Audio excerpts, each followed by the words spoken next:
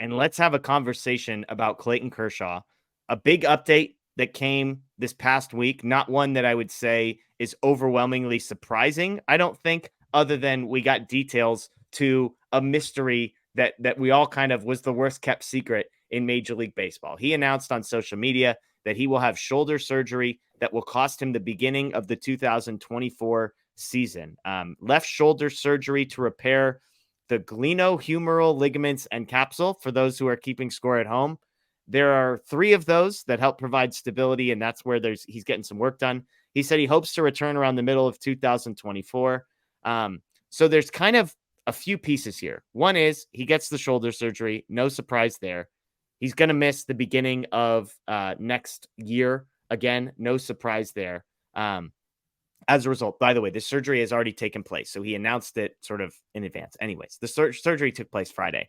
But he did seem to indicate the surprise, I would say, is that Kershaw plans to pitch in 2024. He said, I can't wait to get back out there. I expect to be back out there in the next summer, which I thought retirement was very much on the table for Kershaw there. And so that was a surprising piece to me. There's a story that came out that many people in the clubhouse reportedly believed that this was Kershaw's last year in Los Angeles. Again, there wasn't a ton of meat on that bone other than just the idea out there. So, Blake, I'll come to you first. Kershaw's having shoulder surgery. He's going to miss the beginning of 2024. No surprise there.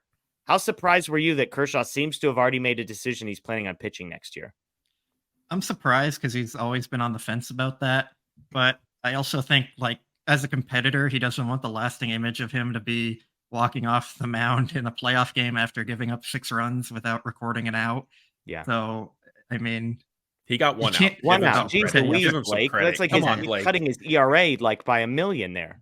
Yeah. Okay. Fair enough. His 1 out and 6 runs. That's just embarrassing to walk off the mound for him. I know he's not sitting well with that. I'm sure it still annoys him. So wanting to come back out there and pitch again and try and like shake that off, it makes sense to me looking back on it now. Yeah. I'm sure the Ranger fans are going to love him, but we'll see. Shocking that Blake goes immediately for the jugular with like the negative Kershaw's gone opinion. Matt, what do you make of this story that people in the clubhouse believed that 2023 was going to be his final one with Los Angeles? It makes sense. And what I'd be curious to know is if that sentiment, and I guess it did say that it was a growing sentiment. So my assumption is that it started to really sink in as Kershaw dealt with this shoulder injury. And that was something like I was open with you guys and saying, hey, like, I don't see him. For me, I'll take it a step further. Like, I didn't see Kershaw pitching next season.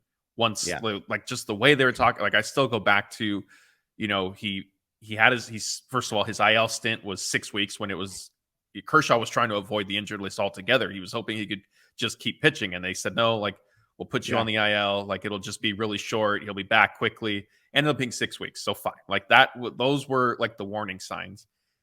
Then his first start back, he makes it. Dave Roberts is talking to his post game. He said, you know, it was great to see him back out there. And now we just hope he comes in okay tomorrow.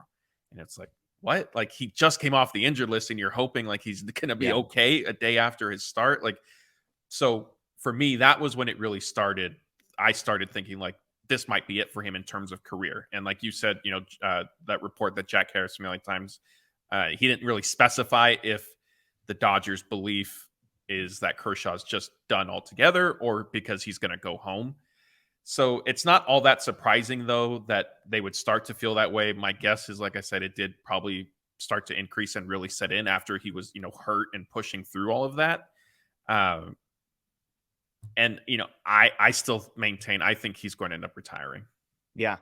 And look, it's possible, as I think about this story, it's possible he was planning on, like, his gut was, hey, I'm going to retire. And then he has that awful playoff start. And maybe he's like, no, we're not going out like that. So, like, it's possible that this growing sentiment was an accurate sentiment like a month ago, but not an accurate sentiment today. You know, like it doesn't mean just because people were getting that sense doesn't necessarily mean that he couldn't have possibly changed his mind. We talked a lot. Is it possible that Texas, being as successful as they were, sort of sways him to believe, oh, I can go home, I can pitch in Texas and still have a chance to go win a World Series? Because, of course, that's firmly on the table with the roster that they've built, even despite the fact that their regular season success wasn't overwhelming.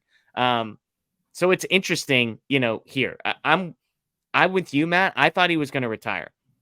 Andy McCullough had a report that he was going to take longer this year to make a decision. And then sooner than we got a decision last year, he apparently already knows that he's going to come back. Now, we say this, he has to recover from this surgery, go through the rehab process. Is it possible that at some point, like 2 months from now, he's like, it sounds like awful, trying to rehab from this and go back and do this whole thing again? So who knows? I mean, the good news is, I guess for the Dodgers, is everybody knows the timeline. Like, he's not coming back until the middle of next season. So the Dodgers can't really plan one way or the other. It's not like they can just, we're just going to re-sign him and like, we'll just plan on having him back. Because, I mean, Matt, isn't it possible that he doesn't even sign with a team until after the season begins? Yeah, that's what I was going to bring up as we continue to discuss this. That's what I'm curious to see now is, how does Kershaw approach free agency? Because the way he's approached it the last 2 years of the last 2 off seasons of just wanting to do 1-year contracts because that's all he wants to commit to, and then he wants to evaluate his future, made sense. And so as we do sit here, heading into this weekend when he announced that he had his surgery and that he wants to pitch next year and that it's not going to be until basically the middle point of the season, he doesn't strike me as somebody who is necessarily going to sign with a team right now with that uncertainty.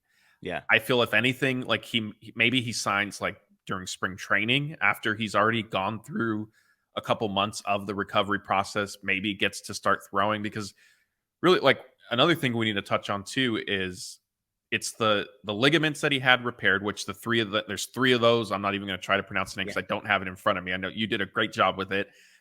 There's 3 of them in your shoulder and it provides stability, but he also had his capsule repaired. Now, I don't know. I'm not a doctor. I didn't do the operation, obviously, and the details are few and far between. Blake Treinen had a torn capsule in his throwing shoulder as well, which he still has not been able to come back from. And so when I'm thinking about Kershaw's future, like, that is also my concern. Is I can understand, like Blake said, from a competitor standpoint, that he doesn't want game 1 of the NLDS to be his final time on the mound, the last pitch he threw. But like, realistically, given his age, given how many innings he's already thrown, given that it is like a shoulder surgery for any pitcher can be a little touchy. And then again, when it's his capsule, and we've already seen Blake Treinen, who also is a little bit, closer to the end of his career than the beginning, like Kershaw is, like, is there a guarantee that he's going to come back next season? I don't necessarily think so. And so because of all that, circling back to what you asked me, like, does he just wait to sign a contract because he doesn't necessarily want to tie up a team in any sense? Yeah. So Blake, your prediction is he signs with the Rangers? I feel like that. I will say, regarding the article Jack Harris wrote, that little paragraph about him probably not coming back and feeling there, it came after it was explaining his friendship with the Rangers and how they've been pursuing them. So I do feel like that was kind of alluding to them, like, probably being favorites to sign him there. But if I want to say Kershaw's going to come back and be a Dodger, but like, if he has to go through that whole rehab process, I feel like there might be some comfort in he's able to do it and be near his family the whole time. So I'm kind of 50-50 on it. I mean, I want to believe he's staying, but like, I also see why he would want to go to Texas. So I guess I'm taking the Scott route here and saying it could be either. Look, he could do his rehab wherever he wants. Like, if I'm the Dodgers, it's like, yeah, sure. Do it in Dallas. Like, we'll send some people to check in on you. Like, that, I don't know. That's not going to be a deal breaker. Matt, if you had to pick a retired Dodger or a Ranger? I think he retires a Dodger, and that's mainly because I don't necessarily see him pitching next season. But Blake brings up a good point. Like, if there are different benefits to signing with a team because of, potential access to rehab or facilities and all that, like, that could persuade him if he wants to. Like, he is facing a long process where he's basically going to be at home. So does he want to just do that, sign with the Rangers because of whatever extra benefit he can get to do while rehabbing? Like, that could end up pushing him that way. But I still don't see him wanting to sign with a team, just because as much as he's planning to pitch again next year, you can't really bank on that right now. And so I will, unlike Blake and Scott, who's not here, I will hang my hat on one side, and that's he retires as a Dodger. So are you saying he pitches next year or he No, retires? I think he retires just altogether. I think that's where I'm at now. I think he's just going to get 3 or 4 months into this. There's no guarantee you come back from this surgery like any degree of healthy and sort of. I don't doubt his competitiveness. I don't doubt his desire. I just think sometimes time catches up to you. It seems like that was already starting to happen, and that was before a major, like you said, multi-part. There's like 3 or 4 things happening in this one shoulder surgery.